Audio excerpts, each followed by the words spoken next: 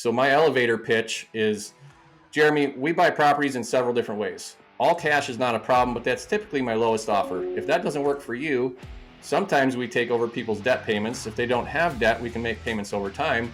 Or in some cases, we lease your property and we buy it later. That works really well with landlords that are trying to offset capital gains taxes. I tell you all this, Jeremy, just so you know there's multiple ways I can help you, but I am going to have to ask you some questions that most people might not ask you. Is that okay? Welcome to the Freedom Point Real Estate Podcast, where we talk about creating more time freedom through passive real estate investing. Passive investing in real estate challenges conventional investment wisdom. We are passionate about learning and sharing resources with others who are ready to transform their investing mindset.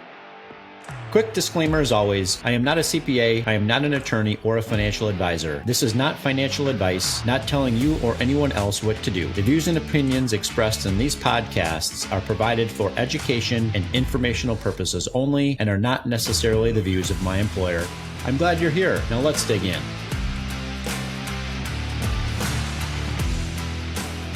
All right, welcome back, Freedom Point Podcast listeners. Thank you again for jumping into yet another episode of the Freedom Point. I've got another amazing guest with me today. I have got Derek Dombeck. Derek, welcome to the show.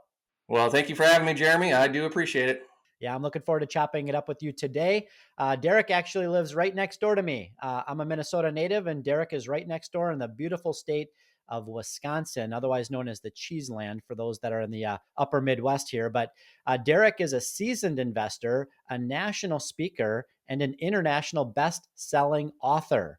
All right. Derek has navigated the real estate market highs and lows since 2003, completing thousands of transactions along the way. All right, Derek, my bio didn't really give you much justice, so I'd like you to kind of take the mic over at this point. Let our audience know a little bit more about yourself, your journey, what you're focused on today, maybe how you got started in the space, etc.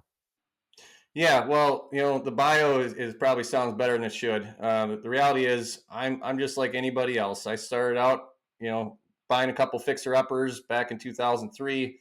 Started, buying for cash flow here in Wisconsin, and then got into the Florida real estate markets.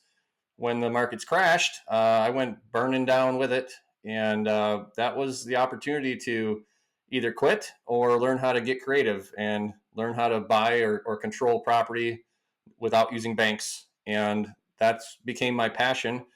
Over the years, I've done a lot of stuff with business partners, joint ventures, raising private capital.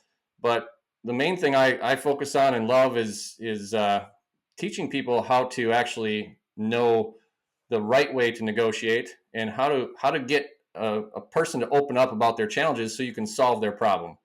And whether that's buying for cash or buying using creative structures, you have to know what that person's problem is in order to solve it. So I don't do a lot of real estate deals that are listed on the MLS because I can't get to the core problem of what the seller needs. And I've co-owned a hard money lending company for 10 years. I exited that a year and a half ago. So in that business, I looked at about 60 deals a month, and we closed 20 to 25 loans a month. So put my eyes on a lot of different deals. Have done, primarily residential real estate, but dabbled in commercial land deals. So take it from there, Jeremy. I can speak on any of it or none of it. Give us a little bit more context. So you're primarily in the space of real estate on the single family side. And if I'm hearing you correctly, and correct me if I'm wrong, but you're really on the wholesale side, the fix and flip side, maybe the buy and hold strategy. What's kind of the strategy? And then you kind of alluded to kind of this, maybe you've got a natural gift for negotiation. And I'd like you to tell us a little bit more about, what's kind of one underrated negotiation skill that most investors, that are investing in the single family homeownership space, are lacking. Yeah, I'll hit the negotiations things last. For my acquisitions, I don't have a buy box. People ask me that all the time. I really just want to solve the problem of the seller. So if we use a single family home, for example, if I can buy it on terms, I typically want to hold that property, and I will put a tenant buyer in that property for about a 2 to 3 year time frame and make them a homeowner.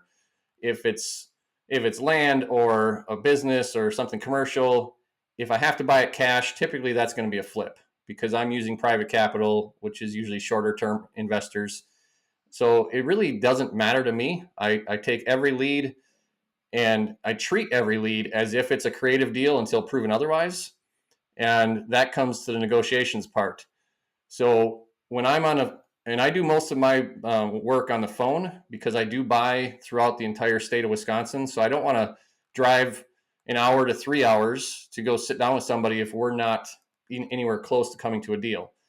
So when I start a conversation, Jeremy, if you're the home seller or the property owner, I'm within the first couple minutes, there's two things I want to accomplish. First one, I want to know and figure out what your personality type is. So I can speak real fast. I can make quick decisions. I don't need a lot of details. I'm typically what's known as a driver.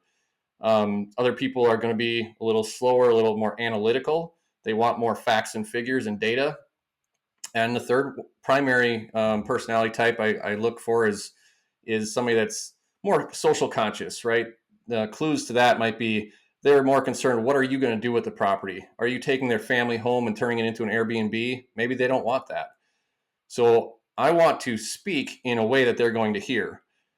So if I'm just following a script, oftentimes they're going to shut me down. If I realize that, Jeremy, you're analytical, I'm going to start talking in ways that you're going to hear it, more facts and figures. But if I kind of catch some hints that you're a driver like me, I can be more blunt, right? So figuring out as quickly as you can what you think their personality type is and then adjusting how you talk to them, that's first and foremost what I want to do. Second thing is, I want you to know there's multiple ways I can help you. So my elevator pitch is, Jeremy, we buy properties in several different ways. All cash is not a problem, but that's typically my lowest offer. If that doesn't work for you, sometimes we take over people's debt payments. If they don't have debt, we can make payments over time. Or in some cases, we lease your property and we buy it later. That works really well with landlords that are trying to offset capital gains taxes.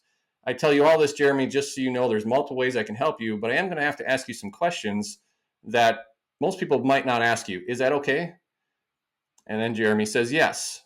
Now, once he said yes, I'm free to ask any question I want for the rest of that conversation.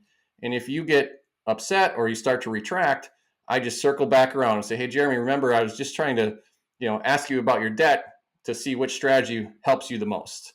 That de-escalates and you keep going.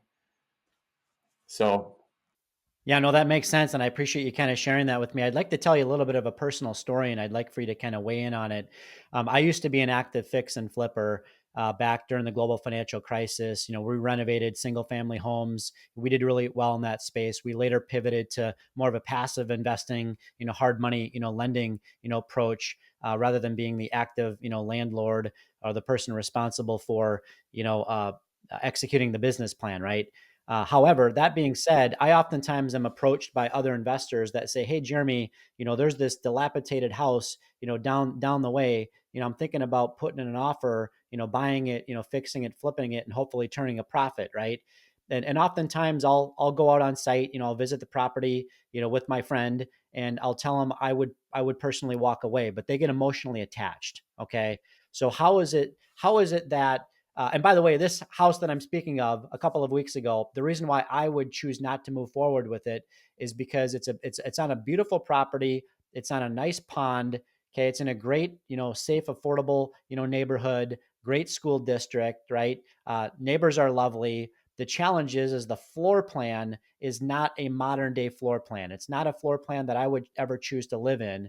And because of that reason, I actually think that the potential buyer pool would be very limited, right? Because we always have to begin with the end in mind, right? But how would you coach investors to really keep emotion, out of it and maybe more infuse more logic and fact, into these negotiations that we're having with potential sellers?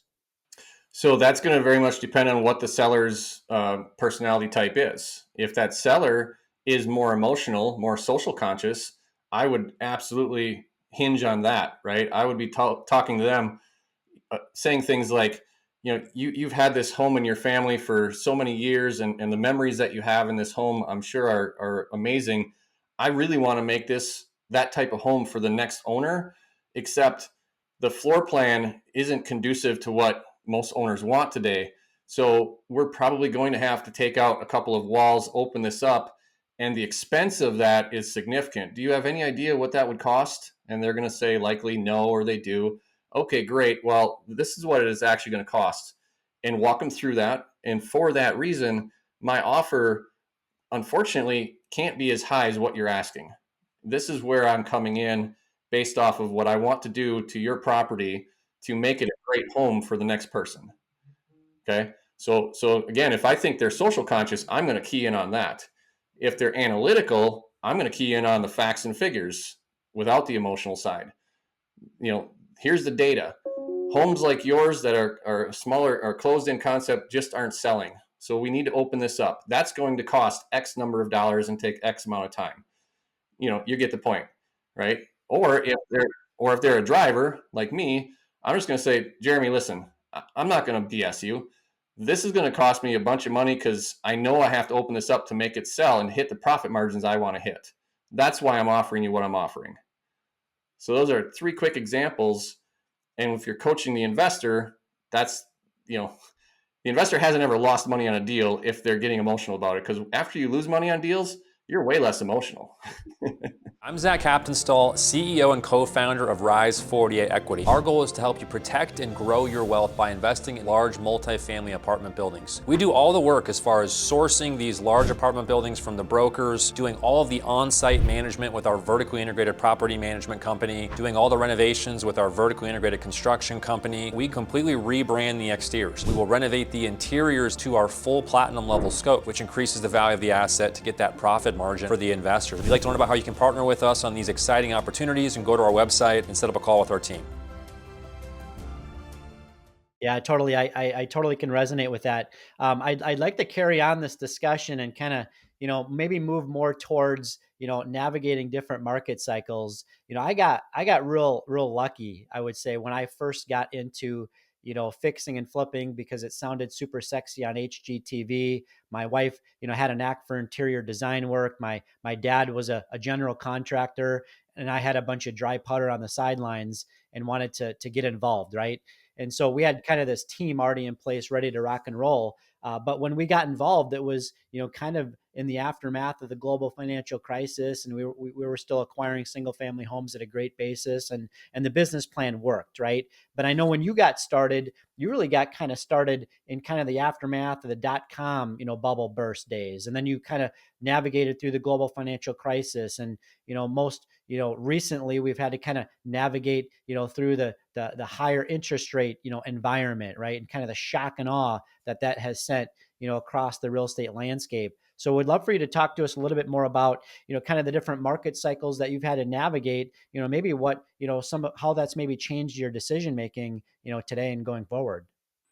Well, I am typically not a follow the herd mentality type of guy. So as everybody else is buying, has been buying and putting up Airbnbs and apartment complexes and storage units, all those things, I've been looking forward to this shift in the market, specifically from the creative deal structuring side. I don't care about interest rates for myself necessarily because I don't use banks. I use private capital, and that cost hasn't changed in what I've ever paid. As far as opportunity, the average days on market is something I track very closely as far as average days on market to sell. And as people are sitting on their properties longer, and now we're coming, into the fall of the year, I call it cherry picking season. Like in the upper Midwest, when we start getting our first few cold nights, and especially when we get our first frost on the ground, people start to panic because they know in 6 weeks we're gonna be blanketed in snow. And if they're sitting on their property, especially if it's vacant, they have to start worrying about heating it and water lines bursting and all that stuff, right? So those are opportunities for us to come in, and perhaps we get a seller financing deal, or we take that property subject to their existing financing of 3 or 4% and allow us to be able to cash flow the property. I like to buy properties and pay 0%. It's just kind of, I think 0% is better than 3, 4, 5, 6, 7, 8, 9, 10. We bought a house this year where It was on the MLS. It was a lead that we followed up on. We had talked to them over a year ago. Still had the house, and it wasn't selling. And they were very stuck on their price, but they own it free and clear. So we said, okay, we'll give you your price, but we have to have payment terms that allow us to put a tenant in here and cash flow. And so we bought a $260,000 house, and our payment is $800 a month, principal only, zero interest. So now we can cash flow. That house rents for $2,000 a month. Okay, so that's the opportunity. As far as the markets across the country, it's when you've been through different market cycles, it's kind of like knowing the end of the movie, right? Last time the markets crashed, I got burnt. Now I'm seeing things happening in Florida in markets that I used to do business in that are tanking hard. And I'm just kind of sitting back with a different set of lenses in my glasses. And it's a good thing. It's a wonderful thing. So if you're newer, go find somebody that's got experience and, start that relationship. Yeah, no, that makes sense. And, I would agree with you, where we're at in the current, economic market cycle, I, as an investor, remain, really on the attack side. It's really a dollar cost averaging strategy. It's no different than what your financial advisor is going to tell you to do, as it relates to Wall Street. There's going to be times where we overpay for assets, and there's going to be times that we, underpay, relative to the recent, historical, prices. But if you zoom the lens out far enough in real estate, things always go up and to the right. It's a hard asset. It's cash flowing, right? And so it takes a really prudent investor and a disciplined investor to know, are we navigating towards a time period where everybody is running into the fire and speculating when maybe we should hit the pause button and sit on the sidelines? Or are we in that period of the economic cycle where there's some fear, there's some blood in the streets, right? And that's normally the best time, for us to start getting involved and really doubling down on the investment strategy. Does that make sense? It does. And the key word that you said was cash flowing property. Do not buy something based on the hopes that it's going to appreciate. If it appreciates, that should be the bonus. That should be the gravy. But buy cash flowing properties so when the markets are flat or declining, you can maintain them, and then you're going to be fine. Yeah. So you're a national speaker. What's kind of the big maybe aha moment, that those that listen to you speak, have, at the culmination of your, presentation? Well, typically I'm speaking on either creative deal structuring, negotiations, or vision. And vision being figuring out how to construct a business that supports your personal vision. And it's kind of the opposite of what most people do. Most people start a business, they work their butts off 6-7 days a week. I always giggle when somebody says, yeah, I left my job and I went from a 9 to 5 to a 5 to 9 business. And they don't really have a vision for what that business should do. They just think someday I'll magically get to enjoy the fruits of my labor. But someday it always doesn't come the way you think it's going to come. So I love helping people figure out their vision for their life and then have a business that fits in the amount of time that's left and supports their personal vision. Yeah, no, I appreciate that. And it's a great perspective that, most people have the 9 to 5 that they're looking to break away from. So they have a side hustle, which is their 5 to 9, right? And it's very difficult for most people to be able to manage the 9 to 5 and the 5 to 9, right? When they maybe have young families, right? Where their bandwidth is stretched. They actually want to have enough disposable time, in their lives to be able to spend time with family and friends. Does that make sense? It does. And that's where having it in writing and realizing, you know what? Well, actually, let me back up, Jeremy. First of all, construct your vision without thinking about how's it going to happen. That's key. You have to dream as if time and money are not a factor, and write out your vision as if it's already happening. Then, as you start to engineer it, how you're actually going to make it happen, it's not going to happen overnight. And if it takes 5 years instead of 1 year, that's okay, as long as you're living your personal life the way you want to. Yeah, makes total sense to me. So I know that real estate has peaks and valleys. We all have our horror stories and we all have our, grand slams. I'd love for you just to tell us a little bit more about the best deal that you've ever done. Oh gosh, best deal I ever did wasn't necessarily monetary. It's more along the lines of how it helped the people, and and then there's a lot of those that I just know I can sleep at night and know that I helped some people, and the end result wasn't that great, but for them. But there was a couple who had a house, and her father, this was their family home. Her father was in his 80s, bedridden, needed to go into a 24-hour care facility, and he was collecting Medicaid. So they could not buy the house directly from him without paying fair market value because they were a related party, and they couldn't get a loan. So I came in as an unrelated party. I bought bought the property from their father, subject to their existing financing, and gave them a lease with an option to purchase so that they could buy it back from me for $20,000 over my actual cost. And I wanted to have $200 a month cash flow over my actual expenses. So I gave them 3 years. I gave them 2 years, and I gave them a third year. They were perfect. They took care of the property. They did everything they were supposed to do. At the end of 3 years, they still weren't able to get a loan. Interest rates had gone up. Their income hadn't changed enough. And their father did pass away.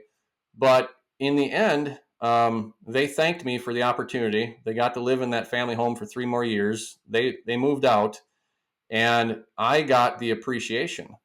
So we sold that house. Instead of making $20,000, we made 6 figures. And I would have been perfectly happy with making the 20 because that was the intention. So it's twofold. I gave them an opportunity, but in the end, we were still safe. We still made a really good profit. Yeah, that makes total sense. It's nice to be in a position and in a space where you can not only monetize, your own efforts, but you can also make, a material and a real impact, on the lives of other people. So I really appreciate you sharing that with our audience. Derek, what would be maybe 1 or 2 different ways that our listening audience can learn a little bit more about what you're up to, in the space today? Where might they go to connect with you offline? Yeah, it's super easy. Just my name, DerekDombeck.com, and you go there. You'll get connected to everything I do. I also put out a weekly podcast called The Generations of Wealth. I'd love to have you check that out, and love to have Jeremy come on as a guest as well. So anything you need to help or anything you need from me, I'm an open book. I am a blunt driver. So you want to know something, just ask. You might not like the answer, but I'll give it to you. Yeah, no, appreciate that. And thanks for the reminder about the upcoming frost and blanket of snow that we're going to be having here up in the upper Midwest soon. So, yep. All right. Well, Derek, again, thanks for the value that you brought our listening audience today. And listening audience, thank you again for jumping into yet another episode of The Freedom Point. And I look forward to having you join us on the next episode. Thank you for hanging out with us today and for listening to the Freedom Point podcast, powered by Starting Point Capital. This show is for entertainment purposes only. Nothing said on this show should be considered financial advice. Before making any financial decision, please consult with a professional. This show is copyrighted by the Freedom Point podcast. Written permissions must be granted before syndication or rebroadcasting. If you're interested in connecting, you can find contact information at startingpointcapital.com.